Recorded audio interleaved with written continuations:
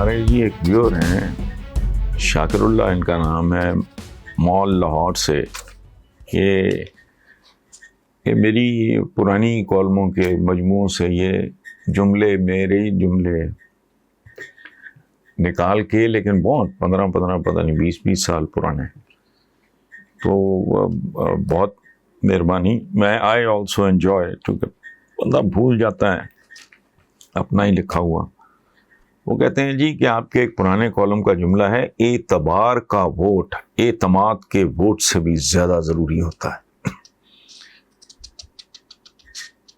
اچھا، وہ کہتے ہیں کہ شریف خاندان عوام کا اعتبار کھو چکا ہے، اور اگر واقعی ایسا ہے تو نون ڈی کے ساتھ اگلے الیکشن میں بہت برا ہونے والا ہے. آپ کا کیا خیال ہے؟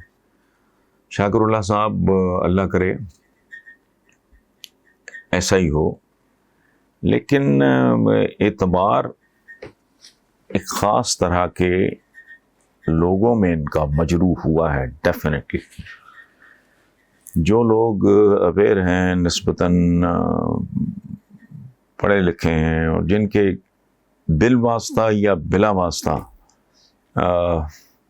مفادات وہ نون لیگ کے ساتھ وابستہ نہیں ہیں، وہ ڈیفینیٹلی، لیکن سٹل اس میں تو کوئی شک نہیں ہے کہ they have a vote bank, اور وہ رسپیکٹیبل ہیں کہ اپنی فالوئنگ کے. ہاں، کل پیدر پہ اگر باقی مقدمات کے فیصلے ہوتے ہیں اور ان کے خلاف ہوتے ہیں، میں نہیں جانتا، مجھے نہیں پتا، تو پھر صورتحال بدل جائے تو میں کچھ نہیں کہہ سکتا. لیکن فی الحال let's keep our fingers crossed.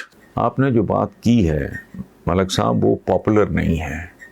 ہم حقیقت پسند لوگ نہیں ہیں. میں جب سے ہوش سنبھالا ہے، میں جشن آزادی مناتے ہوئے دیکھ رہا ہوں، چاہے بدتمیزی سے منایا جاتا ہے، جبکہ میری آزادی کی ڈیفینیشن میں تو میں نے تو بے شمار کالموں میں لکھا ہے کہ 14-15 اگست کی درمیانی رات آزادی ملی، اور اگلے دن صبح آزادی اغوا ہو گئی، اور آج تک کسی نے آزادی کے اغوا کی FIR بھی درج نہیں کرائی. آزادی کا خدا جانے ہم کیا، وہ ادھر امریکہ میں ریڈ انڈینز آزاد نہیں ہیں، جو کینیڈا میں ریڈ انڈینز ہیں وہ آزاد نہیں ہیں، وہ جو پتہ نہیں کون گمنام پسماندہ جنگلوں میں دنیا میں جو رہ رہے ہیں، جن کی نہ کوئی تہذیب ہے نہ تمدن ہے، وہ آزاد نہیں ہیں. آزادی کی پتہ نہیں کیا ڈیفینیشن دنیا اٹھائے پھرتی ہے.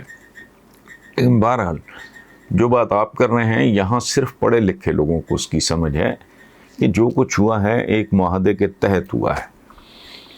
لیکن ہمارا اپنا ایک مخصوص قومی مزاج اور ایک خاص طرح کا رویہ ہے. ہم تو وہ عجیب و غریب لوگ ہیں جو صرف لباس میں حیا اور بے حیائی ڈھونڈتے ہیں، ورنہ ملاوٹ بھی حیا ہے، جھوٹ بھی حیا ہے، خوشامد بھی، چاپلوسی بھی، جھوٹی گواہی بھی، رشوت کا سر عام لین دین بھی، حسد بھی، غیبت بھی، جعلی دوائیں بنانا بھی، جہالت بھی، سفارش بھی. یعنی یہ بے حیائی، اور بے حیائی کیا، بے غیرتی ہے. لیکن ہمارے نزدیک بے حیائی پتہ نہیں خدا جانے کن چیزوں کا نام ہے. کوئی ڈسپلن نہیں ہے، نظم و ضبط نہیں ہے، 73-74 سال ہو گئے، سڑک عبور کرنے کا سلیقہ نہیں ہے. کوئی آدمی سڑک پہ اپنی لین پہ نہیں ہوتا، موٹر سائیکل والا ادھر گھسا ہوا ہے، لینڈ کروزر والا ادھر گھسا ہوا ہے. ایک نہ زندگی نام ہے ڈسپلن کا. مجھے نہیں پتا کتنے خرب سال ہو گئے ہیں، سورج ایک طرف غروب ہو رہا ہے، دوسری طرف طلوع ہو رہا ہے، چاند ہے، موسم ہے، بارشیں ہیں، آکسیجن ہے، چلی جا رہی ہے. تو لیکن ایک ایسا معاشرہ جس میں سرے سے نظم و ضبطی موجود نہ ہو، میں پرسنلی یہ سمجھتا ہوں سب سے بڑی بے غیرتی اور بے حیائی ہے ڈسپلن کا فقدان. اور نماز کی سب سے بڑی ٹیچنگ اور تعلیم ہے ہی ڈسپلن. وقت پہ جانا، نماز کی بر وقت ادائیگی، ادروائز اللہ پاک کو یاد کرنے کے اوقات تو کوئی نہیں، ضروری نہیں ہے. جب چاہو اپنے رب کو یاد کر لو، لیکن نہیں،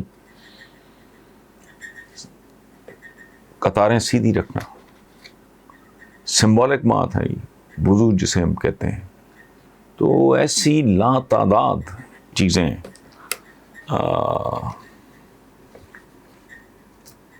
جو ہمارے ہاں ان کو بے غیرتی، بے حیائی، بے شرمی، ان کو سمجھا ہی نہیں جاتا.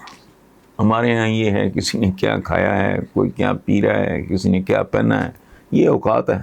یہ ہماری ڈیفینیشنز ہیں اتنے بڑے بڑے لفظوں کی. سو اگر سیلیبریٹ کر رہے ہیں لوگوں کو کرنے دیں. آپ اگر ڈھنگ کی کو پڑھی لکھی بات کرو گے، کتنے لوگ ہیں جو سنیں گے، اور ان میں پھر کتنے ہیں جو اس کو سمجھیں گے بھی. ہمارا